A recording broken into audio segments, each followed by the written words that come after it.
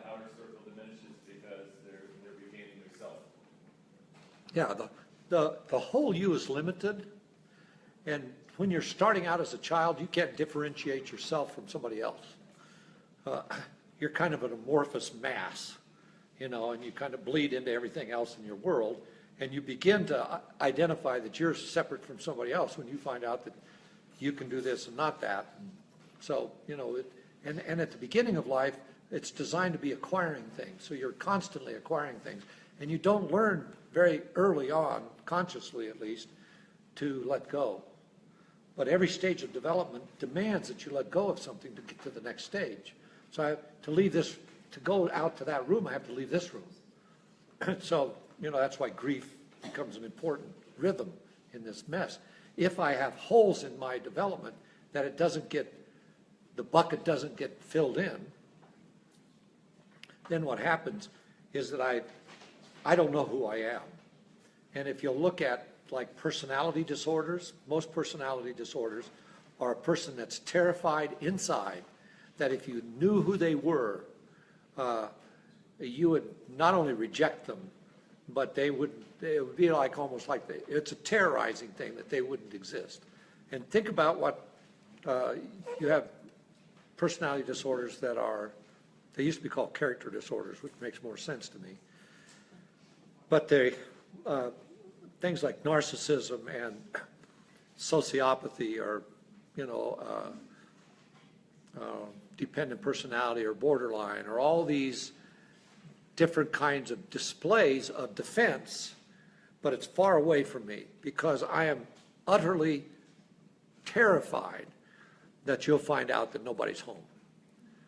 So that pushes against this joy center. The joy center is to say, this is who you are. This is your source of identity. And I think that's what's so marvelous about that passage in Hebrews 12, where it says, Jesus, who for the what?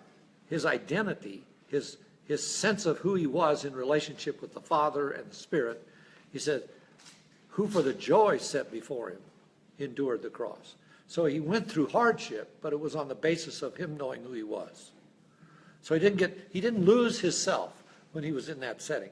I tell this story quite often of a gal named Helen Roseveare, who was a medical doctor, missionary in Africa.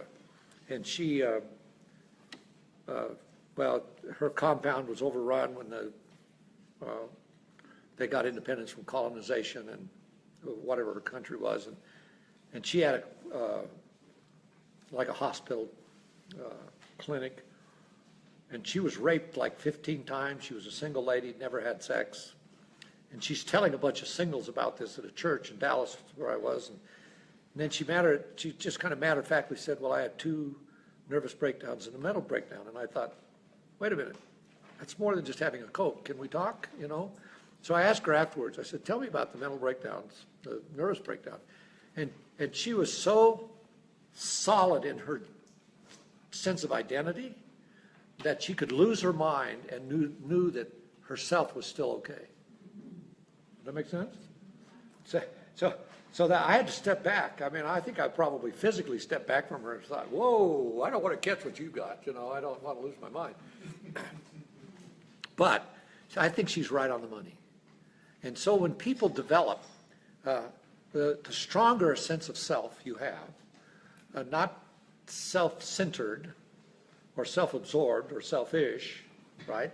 That's not what we're talking about. We're talking about the kind of self that's assumed in Scripture when Jesus says to his disciples, he says, you're to love your neighbor. Yeah. Huh? And he also says, doesn't he say, love others as I have loved you? Yeah. So, but the sense of self is the key piece. And I think we're almost afraid to talk about it. Like if you have a sense of self, then there's something haywire with you. Less of me, more of God. But misusing John's statement about Jesus. John the Baptist was his herald, his harbinger. He was letting the world know that Jesus was coming. And so he says, it's not about me, it's about him. But he's not diminishing himself to do that. Does that make sense? Terribly.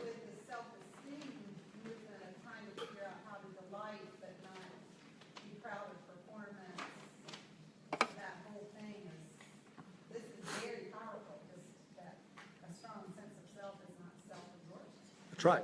And so it's amazing to me how many people have great capacity skill-wise and great development in terms of skills and success that way, and an impoverished sense of self. So what you want is somebody that has a solid sense of self. So every time you run into them, it's the same person. You're going to get the same thing. You're going to get the same quality, the same substance. But there aren't very many of those around, and that's. But you can experience that in a positive way of a person that has a solid sense of their self, but it's not a mature sense, correct?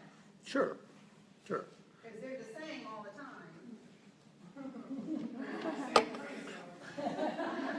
Well, but if they're adults and they're not functioning like an adult, then they don't have a solid sense of self. Because they're missing something. Something's leaking out somewhere. And they have to shore up that piece, or they feel constantly vulnerable, right? So when I know where I end, I'm in a good state. There was a guy named Joseph Tson, T-S-O-N. He was a Romanian before the Iron Curtain fell, and he was a pastor, and he was being interrogated every day because they wanted to break him from doing any kind of Christian teaching, but he was such a public figure that they had to handle it well. So it was like that was his job. 8 hours a day he would go be interrogated, and then he'd go do whatever else he did. And that lasted for months. And we heard him tell this story.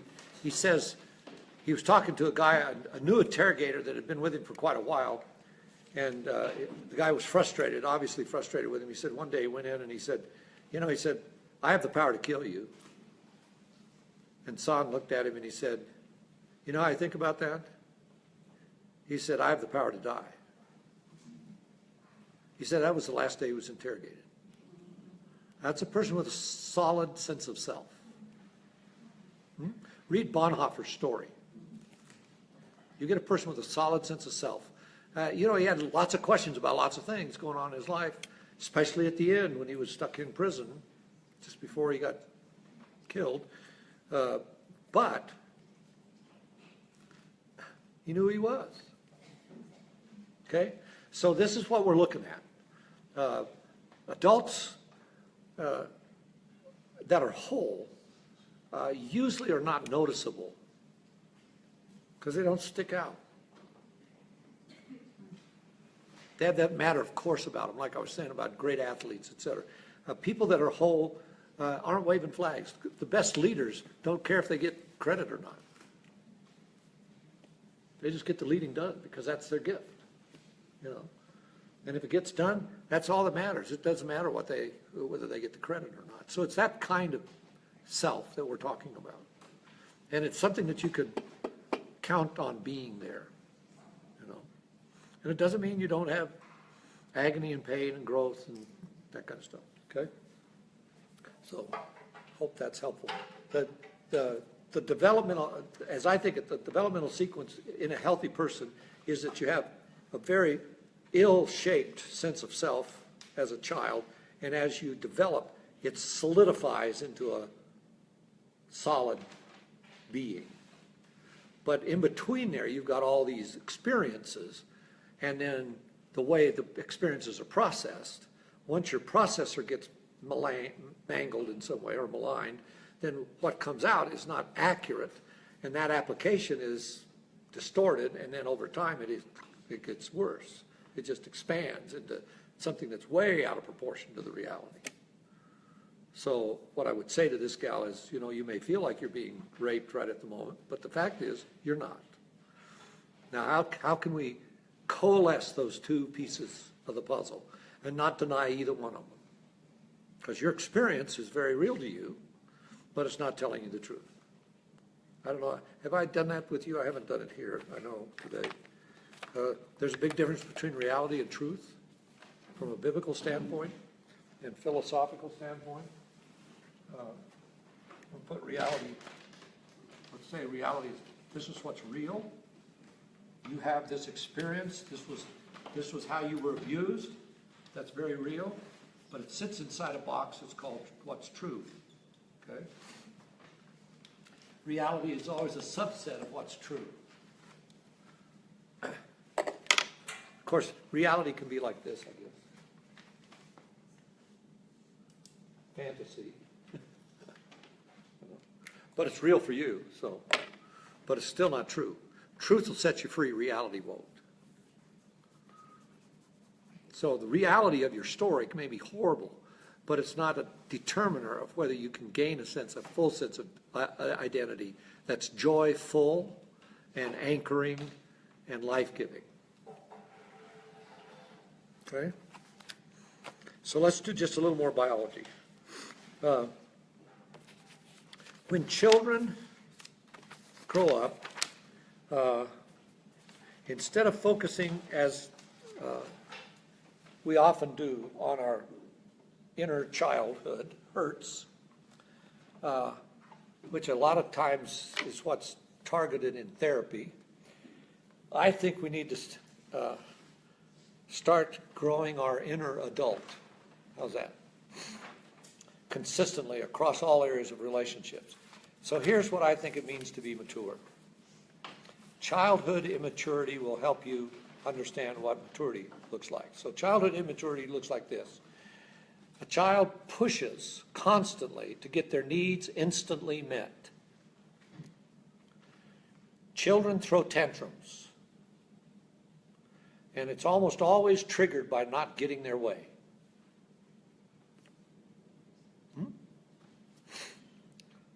I think there is such a thing as an adult temper tantrum. And some of us do it when we drive, and some of us do it when we shop, and some of us do it on the phone, and, you know, I mean, there's a lot of ways, right? Because you're what? Not getting your way. They insist on getting what they want and having it now. So it's a timing bit, and it's kind of fear-driven, if you will. I want it. I want it now. I deserve it. It's an expectation. So the trademark of childish tantrum is that emotions are out of control. Feelings dominate the life of a child who has not developed or learned to mobilize their thinking brain to solve problems in life setbacks. So I told you about my granddaughters the other night. You know, they both looked at me. They were arguing with each other. And I said, you can make a better choice. Now, they're too young to do a whole lot of thinking, but they're smart enough, both of them, to do some, and they knew that they could make a better choice. So even at a young age, you can process some of this stuff.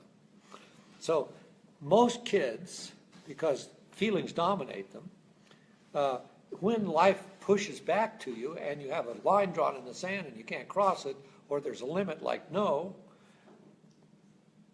then wow. So here's what a child's world revolves around: getting comfortable.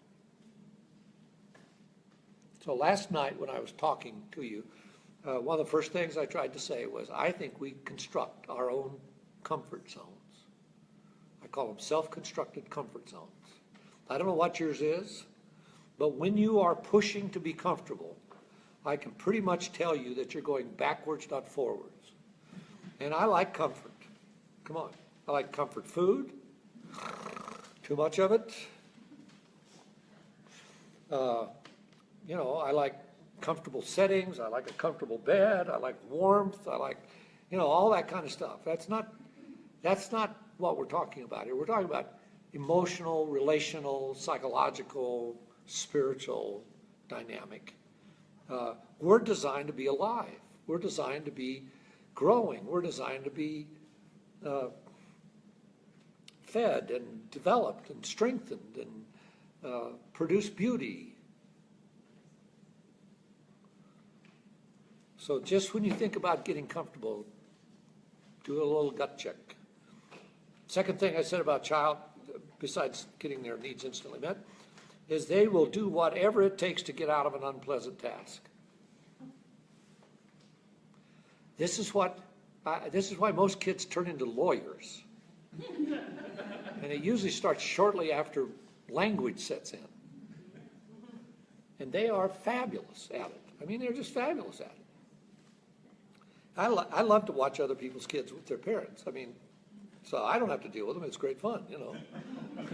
Hey, I wonder how this is going to work out. Ah, not so good. They won, the kid won again. Geez, how do you do this?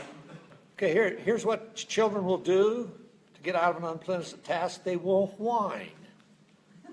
Every kid's voice has the same tenor to it. Why can't I go over there? Come on, please, really? Whining until someone else takes over. They won't persevere with something that does not come easily. They won't share with another a pleasurable task. It's not fun to share the spotlight. This is a quote from somebody. The child's ability to protest or procrastinate in order to prolong self-gratification are impressive. Child's ability to protest or procrastinate in order to prolong self-gratification are impressive. One more glass of water. Let's read one more story. Come on. So, if we can truthfully examine these emotionally driven behaviors, like self-gratification and impulsive acts, we get short-term relief from the stress of the moment, but they don't help us get the kind of relationship we aspire to. So, a key distinguishing factor between being an adult and being a child is having the capacity to see that it's not all about you. So one of the biggest things about having a solid sense of self is you get yourself off your hands. It's not what I'm getting or not getting that's mattering. It's not about me. I've got me taken care of, so now I can give to you. But in order for me to be taken care of, I have to receive that first. So hear me clearly. As an infant needs to receive delight. And it better be strong. Somebody better be absolutely, sincerely, deeply wild about you. Or you're going to be twisted, deformed, because most adults still have themselves on their hands. So watch me. If I have myself on my hands, what can I do with my hands for somebody else? I'm gone, aren't I? Right? So if I can get myself off my hands, if I get myself taken care of, me and God, we're okay. Then I can put my hands down and I can be ready to be of use to, additive to any relational dance I find myself in. Whether it be family or friends or somebody in the store. I've been consciously last year, and I still do it now if I can, when I'm in a line at the store, I'm determined to connect with somebody relationally. And I'm an introvert, guys. I would much rather sit there and stare. But I know that life is a lot more fun when you're connected with somebody. And you can make the sourest people smile. I had a gal at Costco the other day, and she was just gruesome. I mean, she was just gruesome. But we had fun before I left the line. I don't know what I did, but I mean, I was determined. How'd you break the ice with it? I don't know. I stepped on a cauliflower or something. I said, wow, what happened to your smile? Or just being as sarcastic as I could be, It's the prophetic side of me. The prophetic. Anyway, it is amazing how people light up when you just engage them that way. Nancy and I went and visited a friend in the hospital the other day. We got on the elevator with a nurse that was going home. And we engaged her just a little bit outside of the thing. I was saying, gee, I'm sad I don't have a blue shirt like that, She said, well, I wear them every day. And so that started the silly conversation. We get in the elevator, and I looked at her, and I said, is there something we could sing so we can use this time? She said, I don't feel much like singing. And I said, well, I guess in your job it'd be hard, but I bet it'd help, What's that? Did that take a lot of stuff out of me? No. By the way, I couldn't think of anything to sing but Happy Birthday, and thought that probably wouldn't be a problem. I was just thinking about what you said, and I was thinking, I think so many of us are so lonely. Everybody wants so much to connect. And I think we just kind of in America live in our little bubbles,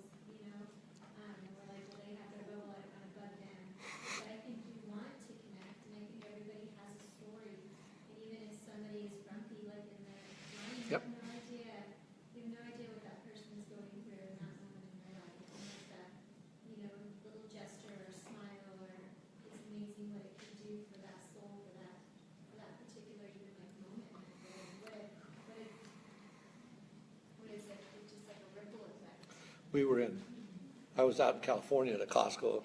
Costco's my world.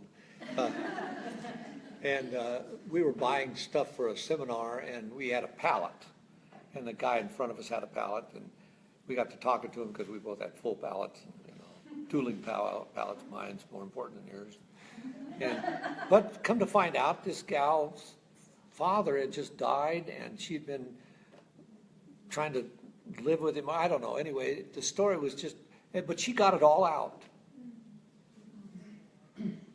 And so I'm standing in line, I'm looking around, I'm going, I don't know if this is appropriate, but could I pray with you right now? She looked at me like, what? Yeah.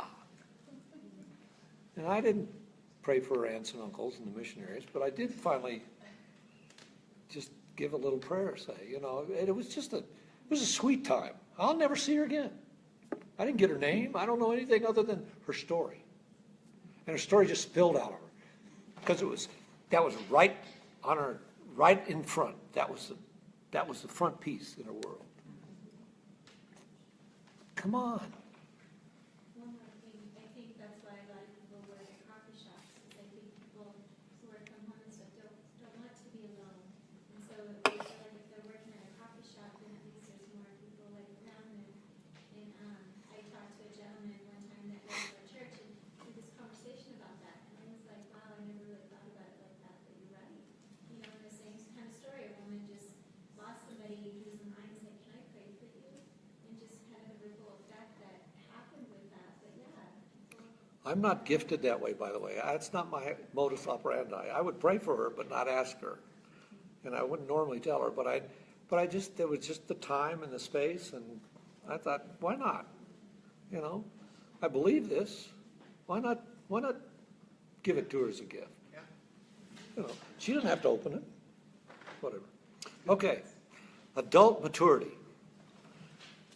These attributes or things are required to bring out the best adult self in your relationships.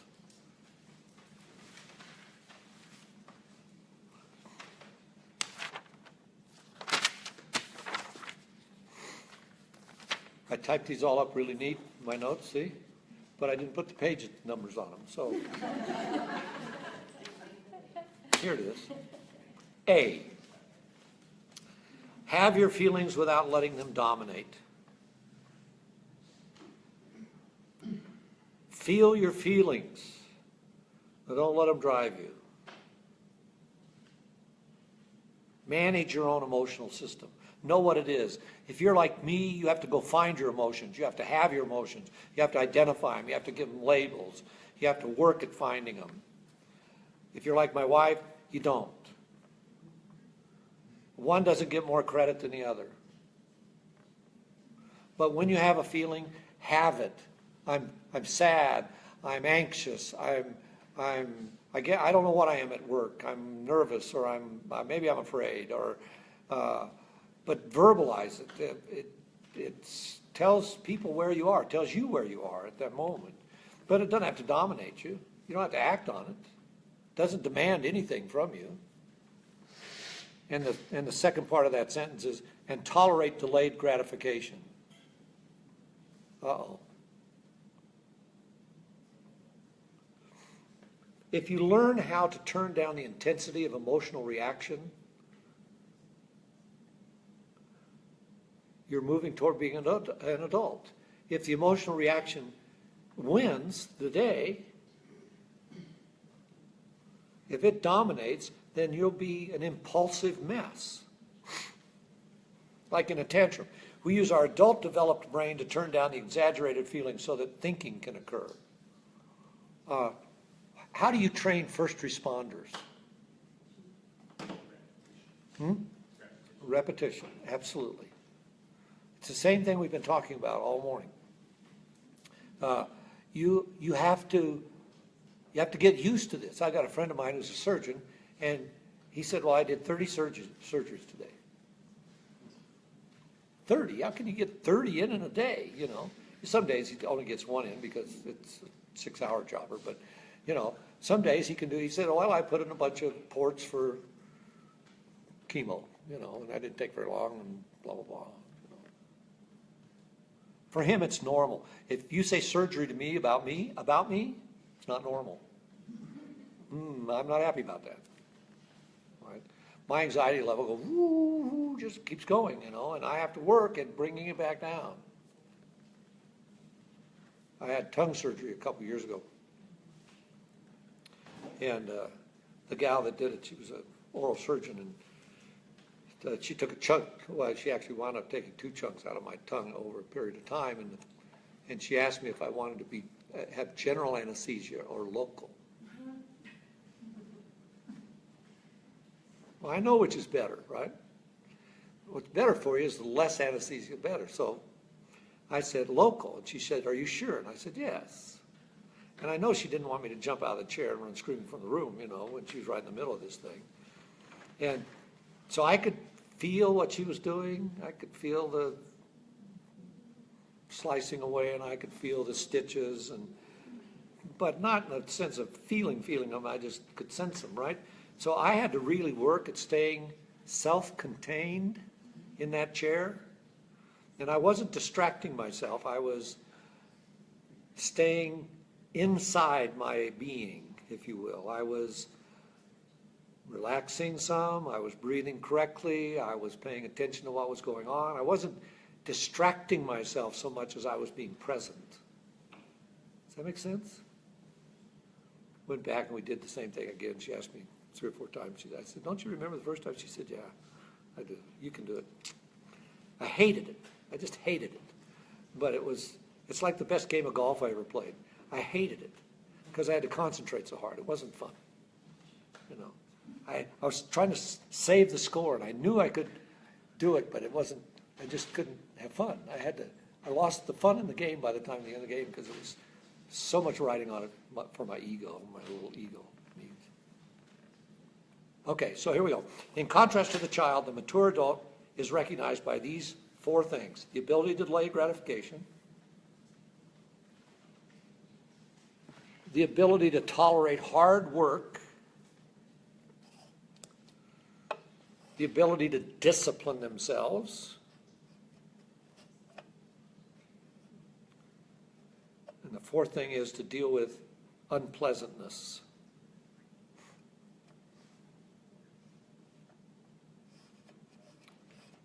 What was the last one? The ability to deal with unpleasantness sometimes. Kind of like changing a dirty diaper, you know. Say all 4 of them. Okay, here we go. Ability to delay gratification, tolerate hard work, discipline, unpleasantness. Unpleasantness. Tolerate. Sometimes you have to face, deal with, grapple, lean into, walk through unpleasantness. In order to fulfill responsibilities and achieve goals, the mature adult does not expect others to meet their needs and knows that they should not always expect to be gratified. So one of the markers of being mature is the ability to sacrifice for another person. That's what parenting actually is. Did you know that?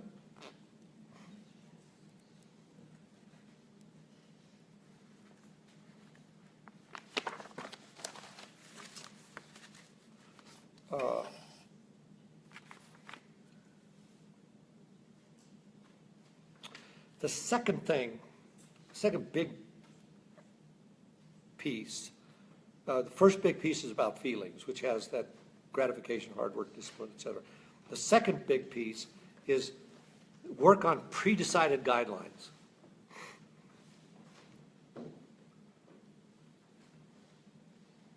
So it keeps you from blaming. You take ownership about how you're going to live your life. You know, one of the best things you could do as a family would be to sit down and articulate 5 to 10 core values. Make them explicit. Because once they're explicit, people can say value, you just start living up to that value. You know, if I say I want to be gentle, Nancy said something the other day, she said she wanted to try this year to be kinder. Well, you know, we joke about it sometimes, but there was a time that it didn't feel very kind to me, and I was able to say to her, I didn't feel very kind, Nancy, and she said, you're right, you got me, you know, but why? Why did that conversation even exist? Because she had stated it explicitly. Does that make sense? So work on pre-decided guidelines. Don't blame. One of the markers of immaturity is blaming and victimhood. By the way, those are opposite sides of the same coin. You blame somebody else and you're the victim, which means you don't take personal responsibility for anything. If you know your values and principles, you can manage yourself under demanding circumstances. If you don't know your values,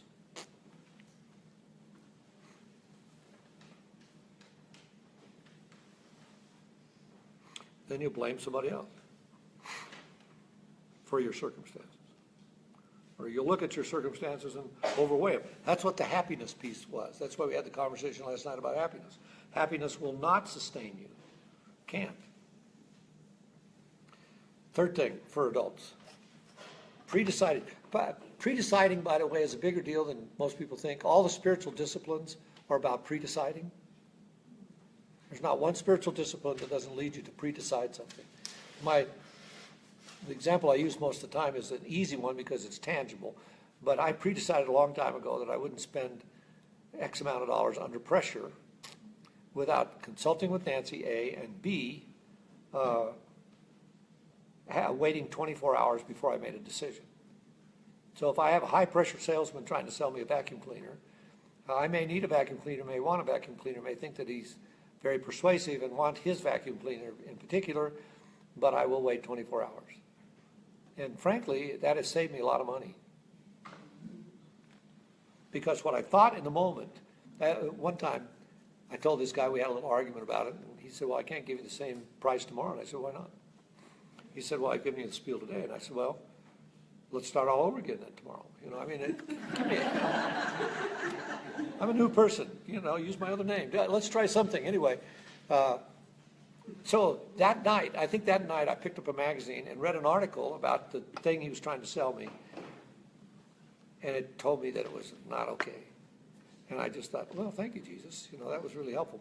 But what helped me, calmed my soul, gave me confidence in that moment was what?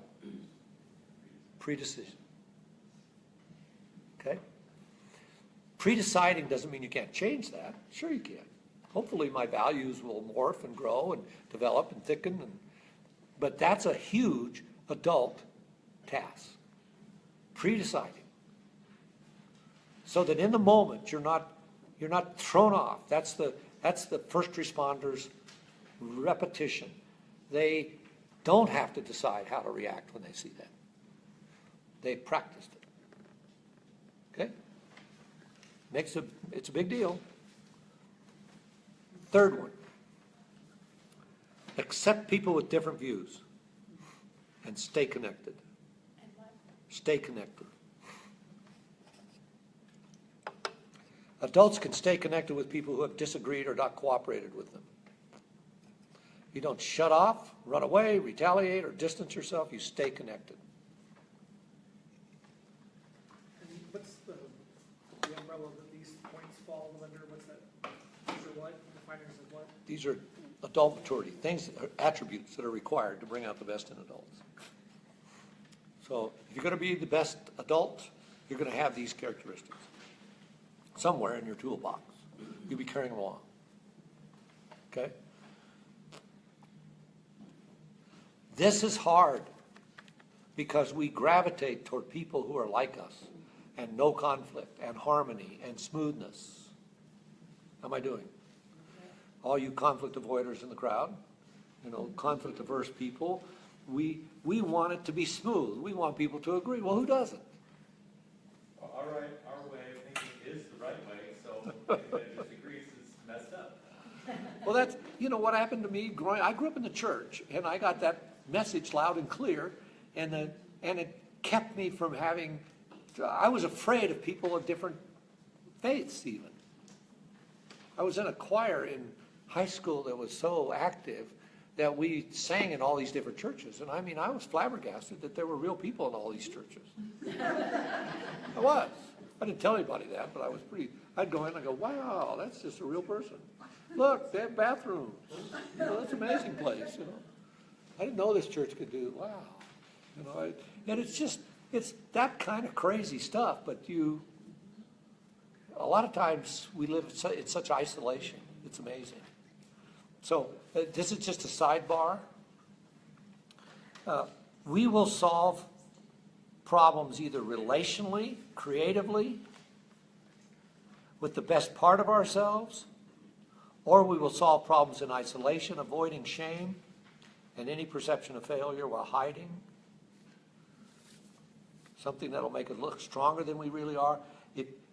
The whole message about adult development is you get better at relationships, not worse. You long for more relationships, not less. You're gonna want to give away the good stuff, not less. That's part of the reason what's motivating me to stand. I could stand in line and just be quiet, or I could have fun relating to this person standing in line next to me.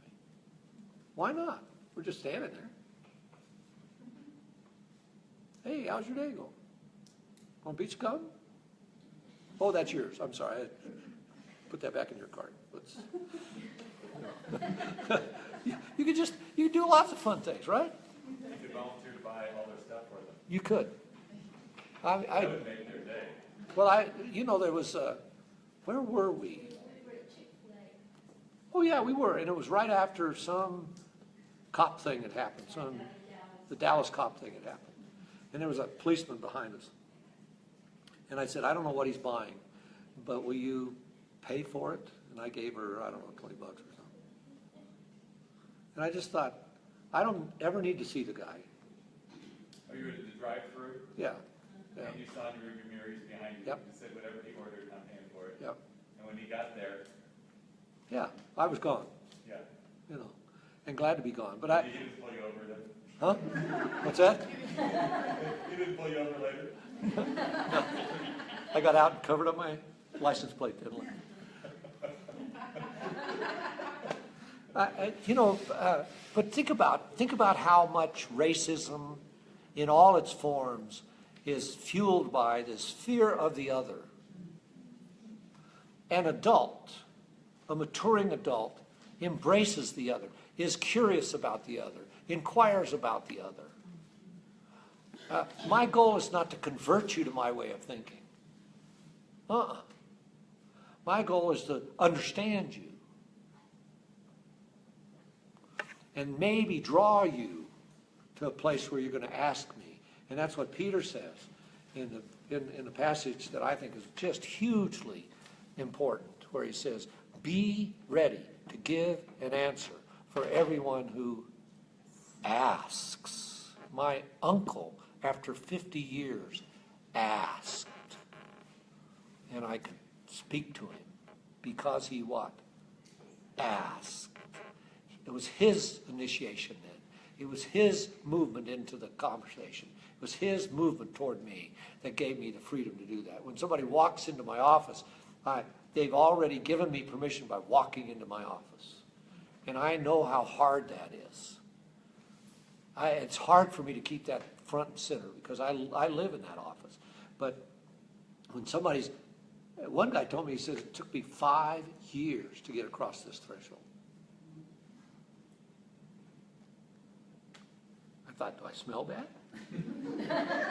I mean, I did think about some silly things, and I thought, but it struck home how difficult it is when you're carrying this stuff in isolation to check out whether it's true or not true, to check out whether it's real or not real. If you can have enough voices say, whoa, wait a minute, you're not seeing that straight.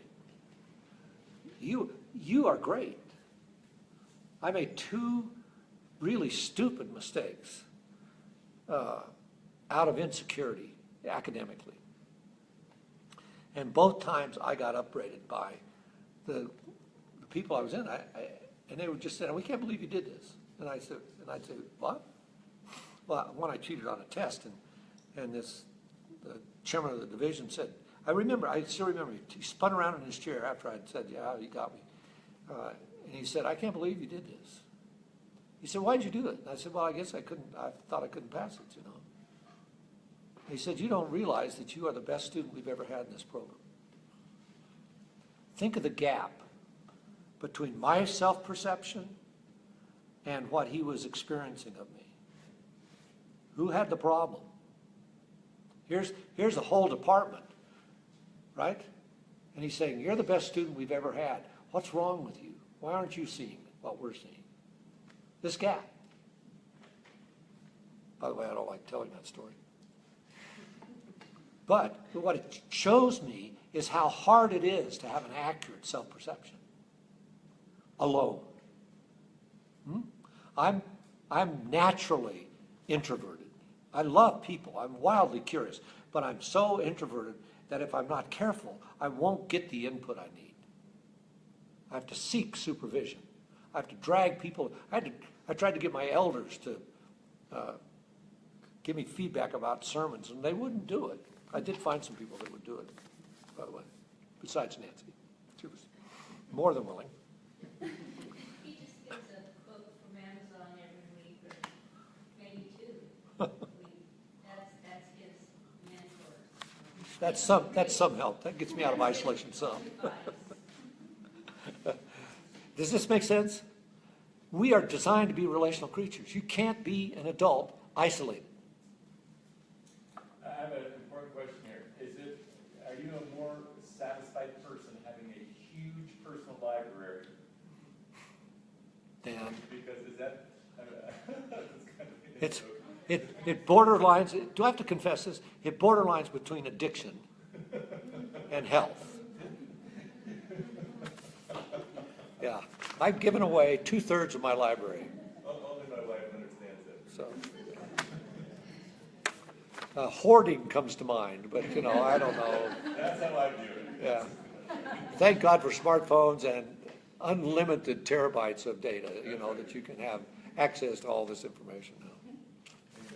Okay, where am I?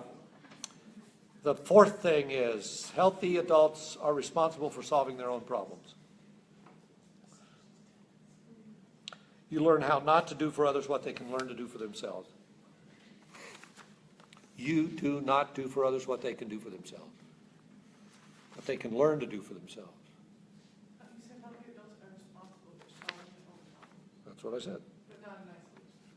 Not in isolation. So okay, so do you want to, here's the other quip. This is something only you can do, but you can't do it alone. So just put that paradox down on a piece of paper and enjoy it. You have to do it. It's your stuff, but you can't do it alone. You need other eyes. You need outside input. You need somebody else to tell you. I had a friend of mine. I know some of you get tired of hearing the same story. I had a good friend of mine who committed suicide about 10 years ago now. 9 years ago, I guess. 9 or 10. Horrible. But the spin-off of it was, I did his memorial service, and I got, for the first 5 years, I bet I got average 25, 30 calls from people who knew him. And most of them were asking, if he couldn't hold it together, why should I? So that was kind of this underlying question. But in their conversation with me was always this piece. They had an observation of Mark that if he would have had that data, I don't think he could have done what he chose to do. So they had perceptions of him, but no bridge to deliver it.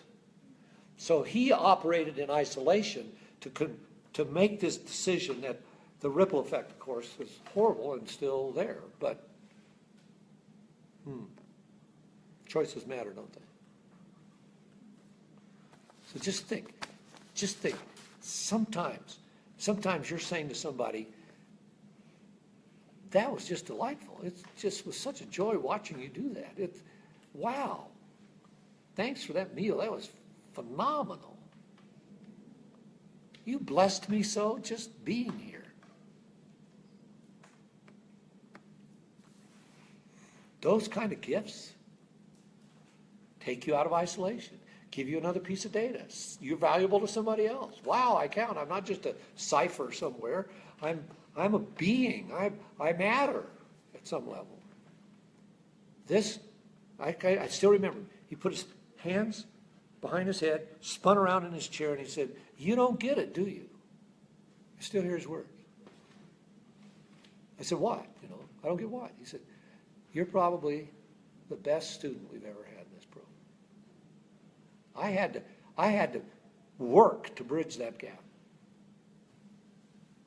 So we need to solve our own problems as a mature adult, but the solution is not exclusive of calling upon the resources of other people. Well, you have to be in relationship. That's the whole point. Okay, so how far did I get? I'm on page 5. That's like those verses that are right together, bear one another's burdens, and then just in the next phrase. Carry your own load. Carry their own load. The word burden and word load in Greek are the same word. And burden simply means an overload. So, yeah, so Nancy's friend whose son shot himself, she's not supposed to have to carry that by herself. It would be like me asking you to pick up a piano and carry it outside. You couldn't do it, but this group, as a whole, we could do it easily. As a group, we could easily carry it down. The biggest Steinway, we could carry it outside and not hurt it. That's those pieces. And those paradoxes continue to come at us if we'll just listen to them. Jesus, by the way, taught in tons of paradoxes, and most of us don't even know that. We know he taught in parables, but we don't know he taught in paradoxes. Tremendous number of paradoxes. We just kind of ignore them because they're confusing to us. We want a nice, tight answer when there is none. Well, it's when two things that seem opposite and yet go together, like being separate and connected at the same time, or being, what have we just been talking about? That solving your own problems but not doing them alone. Okay. The next one is, I got 2 more. The next one is, oh, by the way, if you jump in to rescue somebody else, you're usually covering up your own insecurity at their expense. So that's part of trying to solve your own problem. The person who jumps in to rescue somebody else is usually covering up their own insecurity at another's expense. It's hard to wait until your child walks on his own, isn't it? You want to help them. Come on. And then they start walking and you say, stop. You're getting into everything. You're too fast. Okay, so this is E in my notes. I don't know where you are. Hold on to your principles. It's a little bit like pre-decide back there. Adults don't need to fit in while giving up on what they believe is right. You don't need to fit in.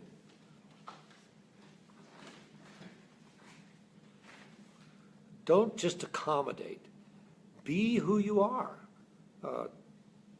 Stand for what you believe. Listen and learn. Holding on to your principles is a challenge. A lot of people back down because of outside pressure. So somebody that's in power over you, you'll cave into that pressure. That's not being a whole person. A whole person knows what they believe and they don't cave in. And guess what the result of that is? Lots of anxiety. So when the anxiety comes, you need to be able to manage the anxiety. So those are the 3 markers of a whole person. A whole person knows what they believe. They don't cave in when somebody pressures them to not believe that. And they manage the anxiety that follows it. The hardest part of those 3 is Knowing what you believe. What you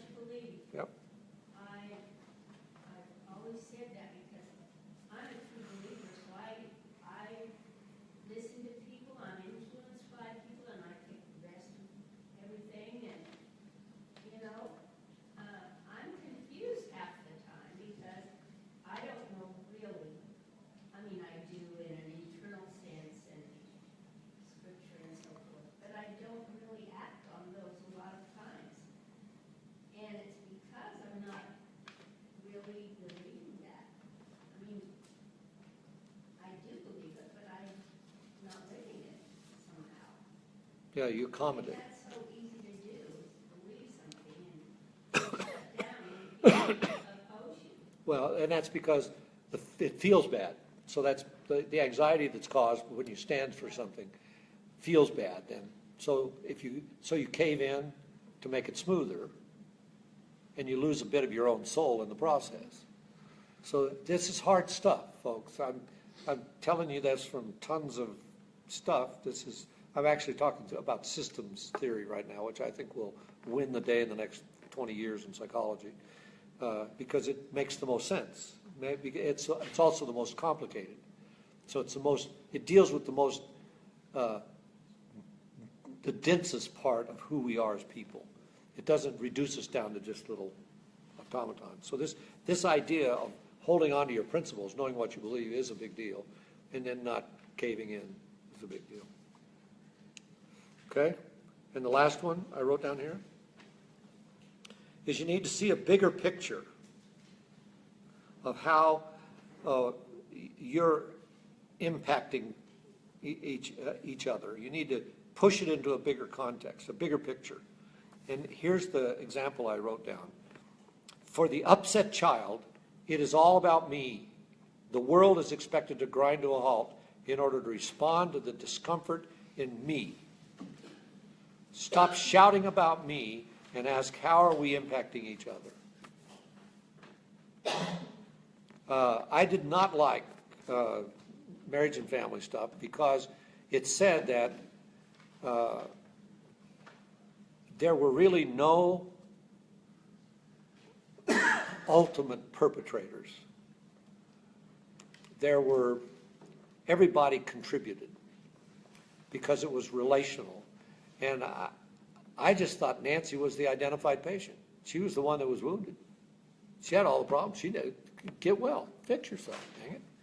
You know, the problem was when Nancy changed, I had to change. And I didn't sign up for that. I didn't want to change. I thought I was just fine like I was. Thank you very much. Well, I wasn't. Not by a long shot. But, you know, if it's just about me, I get stuck. So the first place you go in those settings is to go bigger, not smaller. And when you're threatened, which is the direction you have a tendency to go? Smaller. But the way to make it make sense is to put it in a bigger context and to see all the events that are happening, to understand the bigger dynamic. I mean, Nancy's mother tried to keep secrets, and systems theory says there are no secrets in families, which I've always liked. However, she functioned on that basis, and so her functioning level was very, very low. She was childlike emotionally and relationally. You wouldn't know it if you met her. You'd like her. That's not the point. But this underlying piece never got developed. And it didn't get developed, I think, in part because she had herself on her hands. So everything became a threat, went through a threat evaluation system. And so their trust was really hard and not given, and there wasn't a space for it. So I'll read it again. For the upset child, it's all about me. The world is expected to grind to a halt in order to respond to the discomfort in me. Stop shouting, what about me, and ask, how are we all impacting each other? Because I'm in this environment, I'm impacting you. I like the idea of most people in their relationships use what I call a missionary approach. The missionary approach is I try to convert you to my way of thinking because, after all, I'm right. Right? It's a missionary approach. The anthropological approach, however, is I want to be in your environment, change your environment as little as possible so that I can understand you. So a healthy adult is an anthropologist, not a missionary. How am I doing? Kind of like an asker, not a teller. I find that my interactions with people trying to convert or get you alongside, there are people that are gifted that way, but I find that,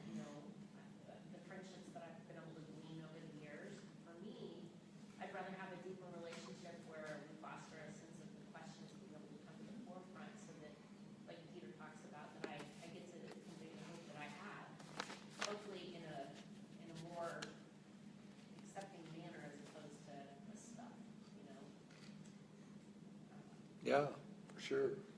You know, you used the word impact, and, being immature,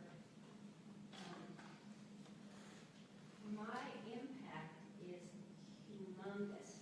My intention, a lot of times, was good.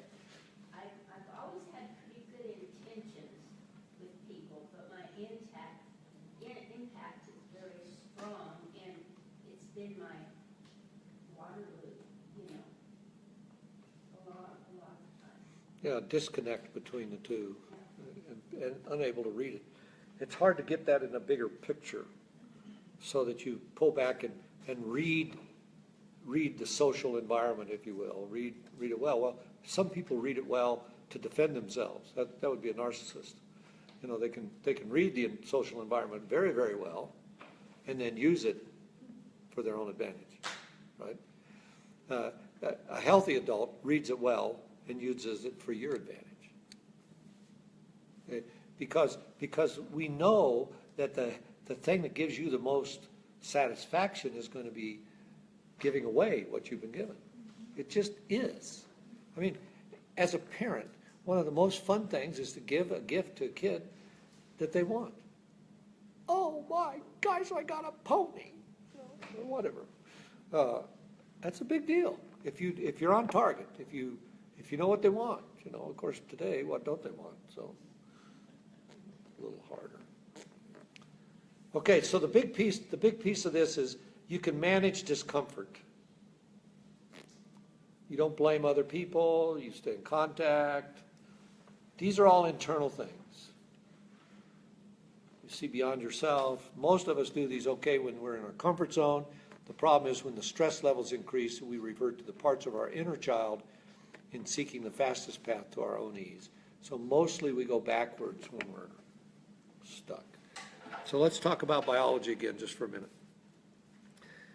We grow in size and complexity, and then we begin to degenerate, and we don't choose that. We can't halt progress from a physical growth sense. In spite of a huge industry that promises to delay the aging process, much childhood behavior can be understood in terms of brain development. Young children make decisions from the amygdala, which is the primary emotional center of the brain. So actions are determined by emotional impulses, and hopefully, as a child grows, they draw more from the prefrontal cortex. Teens have only part of the prefrontal cortex developed, which means that they can draw from their reasoning when things are calm, but can easily get flooded with emotional responses when there are multiple stimuli and stress is high. Why do teenagers have such a tumultuous time? Well, it's because about 15 jillion things are coming together at once in their bodies, and they have to try to manage it all, and they don't have the brain online to handle it. So cut them some slack. In our 20s, the brain increases in its capacity for complex decision making, but there's no guarantee that adults will always be able to make wise decisions, especially during stressful times. So the key is, under stress, what happens to you? That will tell you where you are in the developmental skill set. Joe Montana, for those of you in the sports, this will be Sports Illustration. I'll try a cooking one for the rest of you. Joe Montana said that why he was so good at the end of the game, that the game slowed down for him. The more intense it got, and the closer it got to the end of the game. And one guy asked him, he said, "What do you mean it slowed down?" He said, "Well, it's just like the whole game was in slow motion for me." Why? Why was that happening? Well, I think his capacity to deal with the complexity of that game increased with his development. So it made sense that he would get better at it and not be reactive. When I was playing football, I was just reactive. I had no clue what I was doing most of the time. Kind of, but not really. And we were playing back in the day when people didn't exercise to get in shape, and you played on beauty and cuteness or something. I don't know. Athletic ability, and but nobody worked out. You just played the game, and so. But today you train. We're back to practice and training again. We're back to that same kind of mantra, if you will. So when you're under stress, how do you handle it? What happens to you under stress? Do you ramp up and try harder and get busier? Or do you take a deep breath and add more space to your thinking so that you make a more viable choice? I remember, because this is so vivid, I loved wrestling. I went to Greeley. Greeley had a great wrestling team. We had a NCAA Division I, usually a champion each year. And so they wrestled the big schools. They wrestled Iowa and UCLA and some of the major wrestling schools. And I remember they're wrestling UCLA in one of the lower weight divisions, and I was there at the match, and the place was packed and screaming and everything. And I think the Greeley guy pinned the UCLA guy, and just when the referee slapped the mat, the UCLA guy dislocated his knee. And you could see it. Looked like a stair step. Looked like he just ripped it out of the socket. It was just sitting there, you know. And the whole audience did just what you're kind of doing, you know, except you're looking at it, right? The guy's writhing around on the mat, and the trainer's out there, and the guy that just beat him doesn't know what to do. You know, he wants to be happy, but doesn't feel real happy about this, you know, and so it's just a kind of a crazy time. And Doc Wheeler was the doc, and he was upstairs in a booth, and he had to walk around behind the stadium to come into the arena, and it took him forever to get there. And I was mad at him. I was really upset with him because I knew him. I played ball up there and ran track, and so I knew him. And a couple days later, I asked him, I said, help me understand why it took you so long. It looked like you were just sauntering. Doo-doo, doo-doo, doo-doo, doo. Oh, this guy, yeah, I'll be there in a minute. You know, and I didn't say that to him, but I was thinking it, and he said, well, let me tell you a story. He says, when I was a young doctor, here it comes, right? He said, I hurried. And he said, I made a bad choice. And he said, so from the time I saw what had happened, he said, I was pretty sure the guy wouldn't die before I got there. And he said, I rehearsed everything I could think about the knee before I arrived at the spot where and he actually put it back in place on the mat that night. He didn't want to make a mistake. Why? Because he was in a hurry. So one of the things that marks this growing up is the ability to, when stress comes, to give yourself more space, right? To fight for more space, to demand more space. When somebody starts pushing you for an answer, one of the biggest adult skills you can have is to delay your answer. Just say, wow, that's a great, great, great question. And I want to answer it. I got half a dozen answers right now, and I'm not sure which one would make any sense, and I want to think about that. I'll talk to you tomorrow. If you do that, you've given yourself what? Space. And you can process and mull, and you can get other people's input, and you can, well, all you're doing is slowing it down. Ever get somebody on the phone, just keeps ramping up the conversation, you know, and you've told them no, and they won't take no, and pretty soon you have to go bye. You know, I mean, what? Why? Okay, there's a huge variance in adults being able to maintain clear thinking when aroused by some intense aggravation. One of the challenges to growing up is to realize that the lower brain has stronger connections to the upper thinking brain than is the case in the reverse direction. It's easier to let our emotions rule our thinking, and it takes a concerted effort to gain conscious control over our anxious reactions. I underline that in my notes, and I don't normally underline my notes when I type them. But I underline that. I'll say it again.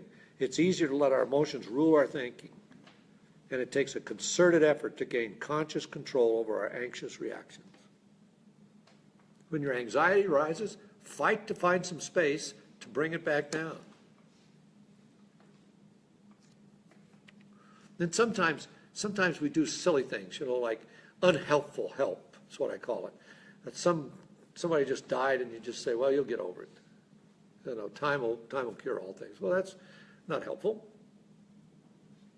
You know, how do you enter into that space with them right now and say, this is crazy making? There's no normal way to answer, to respond to this. If you feel crazy, you should, probably. This is crazy. You know, I had a professor who said, there's no normal way to respond to an abnormal situation. It's a great line. There's not a normal way to do it. Don't give me that. And then how many times have you heard this thing? We'll just get past it. Your brain doesn't work that way. You don't get past it. Your brain keeps stuff. Or this too shall pass. Yeah, this too shall pass. Just give it a little time and get over it, you know. In some ways that is sometimes helpful because it kind of puts it in context of, right now, I'm really working about this thing, and in the big picture, that thing is going to dissipate and I will heal. Like sometimes it does help, but sometimes saying time will heal. Well, yeah, so I just think there's a song on an album Nancy and I have called Time Heals All Things. It's wrong. It's a great song, by the way. Time heals all things. It doesn't. Sorry. There are people 30, 40 years into bitterness, hanging on to it like crazy. Give me a break. The hurt oftentimes never gets attended to. Grief frequently never gets its due. By the way, once grief starts, it never ends. Do you know that? Same thing is true with forgiveness. Once you start forgiveness, it never ends. It stays evergreen. Don't be surprised. If you get real attached to somebody and you guys really like each other and then one of you dies, guess what? That's going to leave a hole in the fabric of your soul for the rest of your life. Don't be surprised. It's worth it. It's worth it to be close to somebody, to know them and to be known by them, loved, cared for. It's worth it. Right now, our world says it's not worth it. Keep them thin. Don't invest. Why? So you'll not have to deal with the anxiety and the discomfort and the unpleasantness. But that's why grief is a core element of understanding your identity. It takes practice to shift from bottom-up emotional tendency of our brain to a more top-down thoughtful brain. We can grow our brain. The brain's plastic. And you can be proactive in it. Physical growing doesn't require much effort on our part, but growing emotionally in the area of relationships is a very different process. How can we assist our biology in becoming more mature adults? Many people live their whole lives carrying the same inner child impulses they left home with. Age does not guarantee that you will respond maturely, since this is a puzzle as to why growing up in relationships is so erratic and challenging. Relationships are the best laboratory for growing up, and growing up provides the best life in every dimension. Growing the inner adult rather than pandering to the inner child takes place in our relationships. And I had a page 8 somewhere, and I don't know where the heck it is. Here it is. The driver of childish ways in our relationships is our instinct to relieve any presence of discomfort in ourselves. So much of our discomfort is about relationships. I don't fit in. I'm not getting enough attention. I don't feel able to express my to meet expectations. I don't feel adequate to help others. You want to grow? It's going to be slow. But you can catch those places where you have an immature response and ask yourself some questions about it. And one of the best places is to get feedback from your people that are close to you, that live with you. And I bet all of you could give feedback to your parents that would be very helpful if they would listen. Children are a huge resource if we can ever set it up so that you can get that input. They've experienced you at your very most real.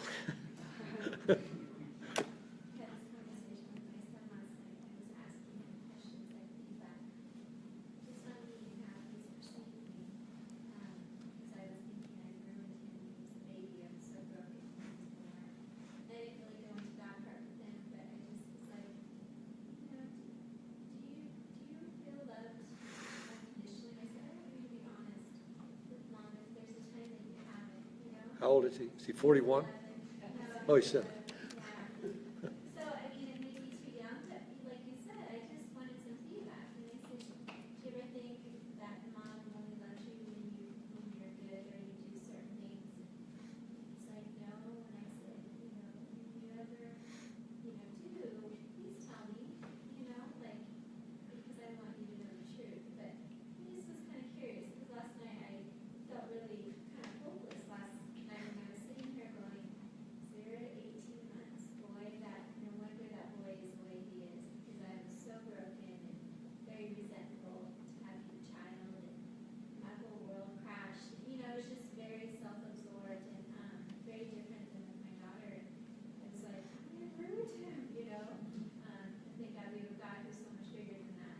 There's always hope. But yeah, I just kind of asked him. It was just him and I alone. I went and picked him up from a friend's house. And whether he was being fully honest or whether he's completely fully aware of if he feels that way or not. It was just He can't be at 7, but he's fully aware, but, yeah. or 11, but I mean, if he's, and it may change as he gets older. He may see things different, but I'm like, that poor child, he doesn't even know that I ruined him.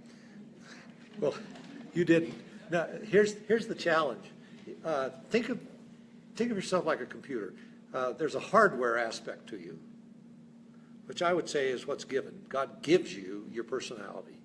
I don't think you create a personality or make one or discover one or some other kind of thing. It's who you are, and eventually you'll figure out, well, I'm more introverted than extroverted or whatever, that kind of stuff. Or I like more concrete things, or I like more abstract things. You'll find personality pieces. But then there's another aspect to you that's software. That's the experiential side. So all we've been talking about here is how the brain, now listen to the word, experiences some event. So that's software. Can you change software? Yep. You can update it. You can have 2.0 or 19.0 or whatever, 11.0 in your case. And that child can begin to learn a new neural pathway to experience relationship. Well, how does he see out of his eyes? And he probably doesn't have language today. No child has meaningful language in the first 18 months. Sorry. And then kids will use huge words that they don't begin to understand for years. There are words just now I stumble on that I think, wow, I used to know that, I thought, and I didn't I, at all, really. And so I think about the software side. You can plug in new software. The hardware's fine. Software can be reprogrammed, if you will. And that's the heartening part to this. Most people don't do the work because it involves two things. The first learning only involved one thing, acquisition. Now it involves two things. I have to first offload the stuff to have room for the new stuff. That's what this said last night. You ran out of space, Stop. You don't have any more storage space. But what happens inside of us is I have to offload. I have to offload to have room for new experience of feeling cherished or blessed or delighted in. New experience of that. And I think, kids have to get that from their parents, but the kid has a responsibility. The kid early on has a responsibility to pick up what you've given to him. So you can offer him or her new software, if you will, but you can't make them pick it up. So parents, please get this straight in your head. You have no control over what the kid gets. You just don't. Sorry. Case in point, our son, Pat and I went to This is your son. our son, we went to this ministers' conference. And it talked about emotional needs, security, acceptance. Although there are about 35 of them, and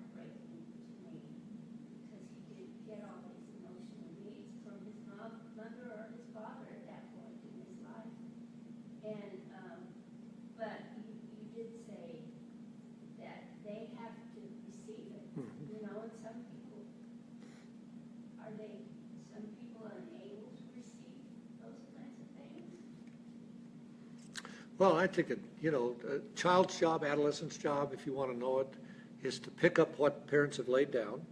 So they have to be able to pick it up. And they have to walk into the world without walking away from their resources. So that's a tension, isn't it? Both of those are tensions. Right? They have to receive what's been given to them. Well, what happens is, a lot of times, kids are not given something that's receivable. I mean, they're given a distorted perspective of reality because the parent doesn't have anything to give. They got themselves on their hands. So, okay. But if they are given something that's worthwhile, then they have to be given this opportunity. And I think parents have to step back without stepping away, without walking away. And so, you have to stay in this relationship where a kid sometimes wants to sit on your lap and say, oh, remember blah, blah, and then the next day they hate you. You're going, so which is it? Are you, no, this is Tuesday. Okay, I got it, what? Yeah, and it's because so many things are coalescing at once inside of them. And I just think it is a tricky thing because it is an art. We're back to the language I used earlier. It's this art form piece.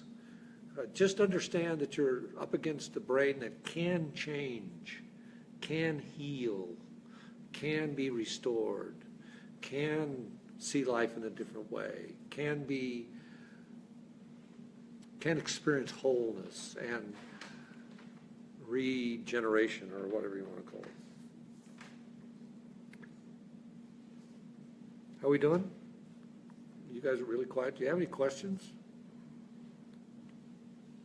You said parents don't have control of the computer hardware, is that what you were saying?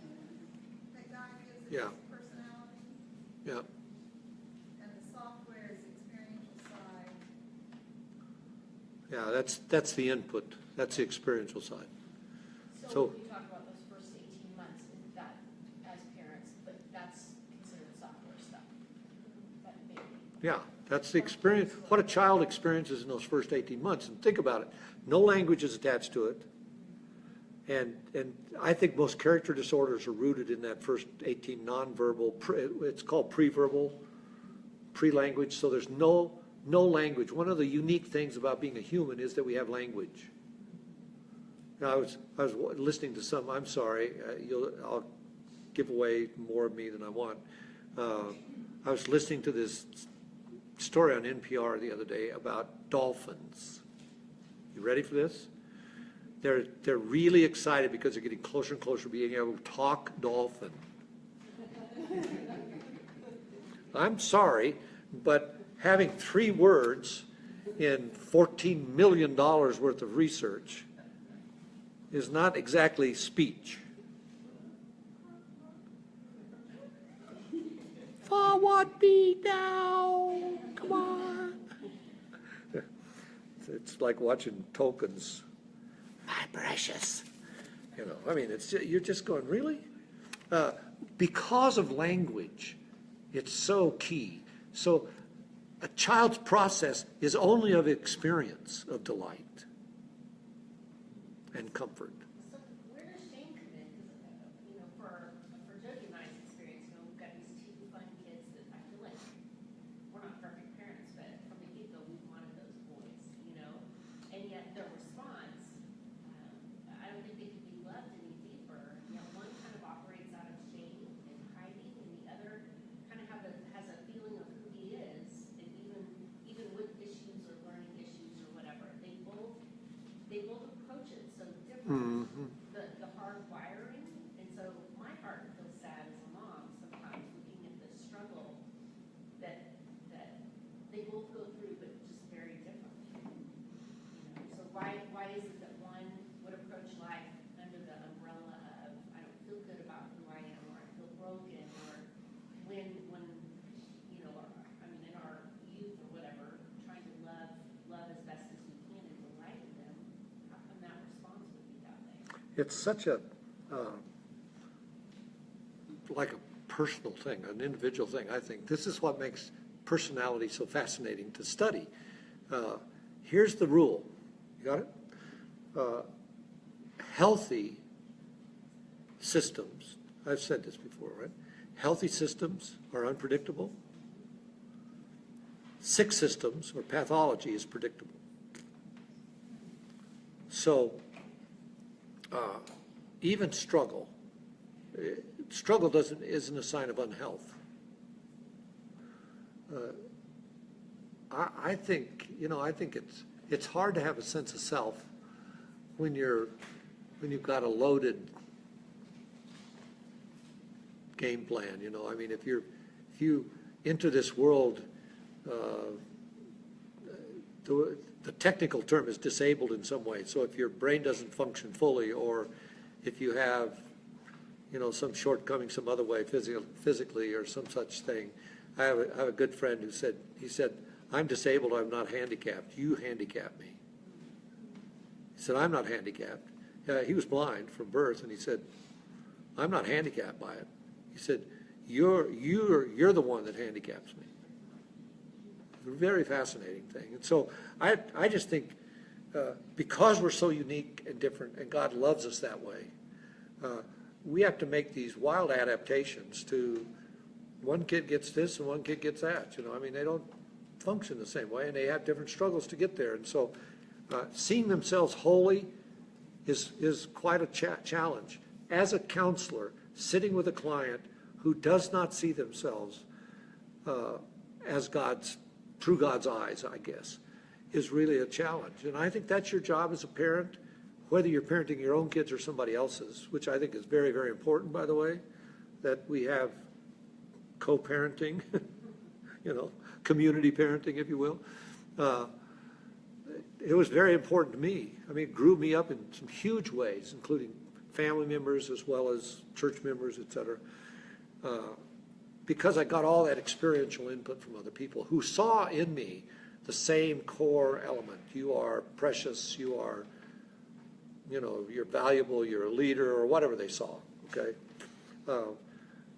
But here, I'll give you an example of my own life. My mother, who's a teacher and a principal, was sure that I wouldn't go to college.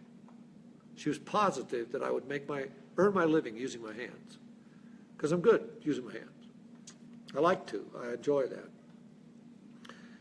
And because I never showed interest in school, and now I know I was never challenged in school, but I didn't know that then, and she didn't know that then. And so nothing ever caught me in high school. I wandered off to college and almost flunked out the first semester. I didn't know what I was doing. I thought everybody in college had big heads, big brains, I literally thought that. And then when I looked at them and they didn't, that was a little disturbing, but I didn't understand, And finally I did the comparison thing, which is a lousy motivator, but it got me through. If you can do it, I can do it. I know you're no brighter than I am, so let's get on with this. And then a teacher hooked me on learning. And he basically taught me that learning is its own reward. He said, if you work for a grade, you're going to miss the purpose of college. Revolutionized my whole world. Taught me how to learn orally as well as visually. And you're going to have a predominant one, but I could learn both ways. And it was a fabulous experience as a result. But, and then I obviously figured out that school was a good thing, and I stayed in school for 10 years and 4 degrees later, and, hello, you should stop going to school and start earning a living, Nancy said. This is not going to work forever. But it just tells you how easy it is to misread best you can. So I just think you keep going after somebody. That's what God does with us. He just keeps inviting us into this place, keeps delighting in us, doesn't stop, is unrelenting.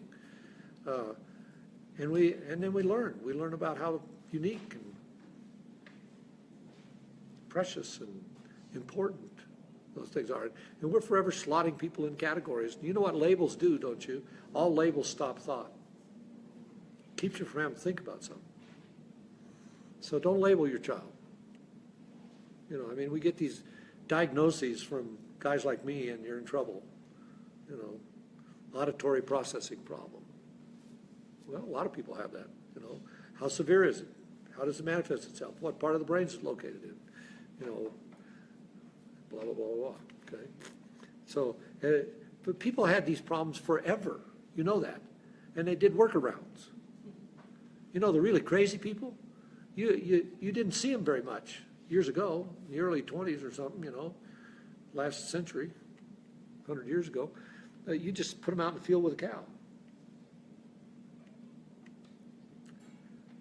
I'm being a little facetious, but, you know, go kick the cow, chase the cows around for a while, you'll be okay, you know. And then they come back in and act a little more normal, yeah. There was a story about my friend that they took children who were in special ed and put them in the gifted classes, like the, what's it called, when you're kids and the head class, AP classes or whatever, and put the AP classes in the special needs classes. And those special needs kids rose to the occasion because they were told that they were, Mhm. they're smart. And so, yeah, you are right about labeling. I think with my daughter, I homeschool, so I needed to understand. I said, you know, you just learn different than the average person. You know, you're the same person inside. Mom just had to learn how you learn, you know. And then it helped me understand and helped me help her. But I don't ever want to label my children. They're helpful. Diagnosis is helpful, Yeah, but it stops thought most of the time. yeah, and we don't live in that world, and I just tell her, you learn different. That's all you do, is you just learn different. Everybody learns different, which I'm thinking that she's probably where the rest of us should be, like in our right brains. But, yeah. I read a long book called The Master and His Emissary. Then we'll take a break. And it was written by an Irish psychiatrist, and it's about right and left brain studies and stuff. His point is, in the Western world, we've allowed the emissary, which would be the left brain, to wind up being the master, and we've lost the relational, dynamic, artsy, mysterious, connecting right brain. We've lost the development of it, essentially. So we don't traffic in that very much. Whole brain is what you want. You want both the fast and the slow, and you want them to relate to one another in appropriate ways, and you want to know that the fast brain's working, but it's not going to tell you the whole story, you know, et cetera. And so I just think, yeah. And with kids, they're just vulnerable. That's all. And they need a context in which they can be constantly stretched. And the minute you match them, they're going to move on. And almost every parent is so proud that they finally got to where their child is at the same time, that they actually intersected at the same time, that the parent usually stays there and the child's wandering off somewhere and they're going, what just happened, you know? And, well, the child's on to the next stage of development. And so cheering them on, calling for this growth, continuing to draw them up. You know, I had a mother say to her daughter who was angry at her pulling away and all this kind of stuff, and she just looked at her and she said, well, that's what you should be doing. And it took all the air out of the daughter's sails, you know. I mean, wow, I can't, Mom says it's fine, you know. So dang, you know, I can't fight her anymore. Well, that's just what you should be doing now. You should be going there, yeah. But not completely. You need to stay attached. It's okay. Come back. Do you have any questions about this stuff? Okay, we're going to talk, when we come back, we'll talk about pretend maturity. How to fake it. I have a question maybe Till you related make to it. that. Okay. But you talked about how to rewire our software.